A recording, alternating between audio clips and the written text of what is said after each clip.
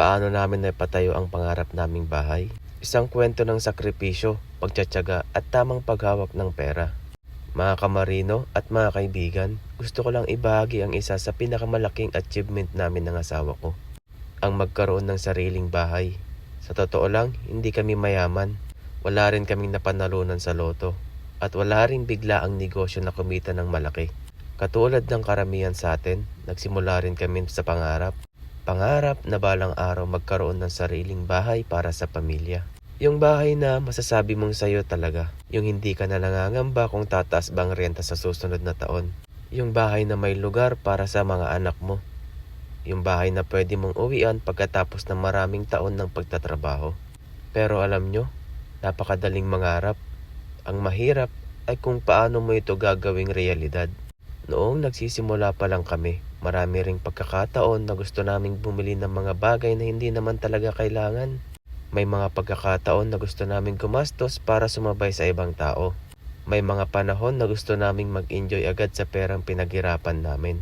Pero lagi naming tinatanong ang sarili namin, mas importante ba ito kaysa sa pangarap naming bahay? At kadalasan, ang sagot ay hindi. Habang ang ibang tao ay inuuna ang luho, kami ng asawa ko ay mas pinili naming unahin ang pangarap. Hindi ibig sabihin na hindi kami nag-e-enjoy. Nag-e-enjoy din kami. Pero natutunan naming kontrolin ang gastos. Natutunan naming pag-usapan ang pera bilang mag-asawa. At higit sa lahat, natutunan naming magtiis para sa mas malaking reward sa hinaharap. Bilang isang seaman, alam nyo kung gaano kahirap malayo sa pamilya. May mga birthday na hindi mo nadaluhan, may mga okasyon na sa video call mo lang nakikita. May mga pagkakataon din na gusto mo nang umuwi dahil namimiss mo ang pamilya mo. Pero sa tuwing nakakaramdam ako ng pagod, lagi kong iniisip ang dahilan kung bakit ako nagsasakripisyo. Ang pangarap naming bahay, ang kinabukasan ng pamilya namin. At sa bawat kontrata na natatapos ko, paunti-unti kaming lumalapit sa pangarap. Hindi madali. May mga panahon na kulang ang budget. May mga materyales na biglang nagmahal. May mga unexpected na gastusin. Pero hindi kami sumuko. Unti-unti, hakbang-hakbang lang. Hanggang sa dumating ang araw na nakita namin na nakatayo na ang bahay na dati ay nasa isip lang namin. At alam nyo kung ano ang pinakamagandang pakiramdam? Hindi yung bahay mismo, kundi yung pakiramdam na alam mong pinaghirapan nyo yun. Bawat hollow block, bawat semento, bawat bakal, may kasamang sakripisyo. May kasamang pawis, may kasamang lungkot ng pagkakalayo sa pamilya. Pero sulit lahat yun. Ngayon, para sa mga mag-asawa at sa mga nangangarap magkaroon ng sariling bahay, narito ang ilang tips na gusto kong ibahagi sa inyo. Una, magkaroon kayo ng isang pangarap. Mahirap mag-ipon kung magkaiba kayo ng direksyon. Kailangan pareho kayong committed sa goal. Pangalawa, gumawa ng budget at sundin ito. Hindi sapat ang mataas na kita kung mataas din ang gastos.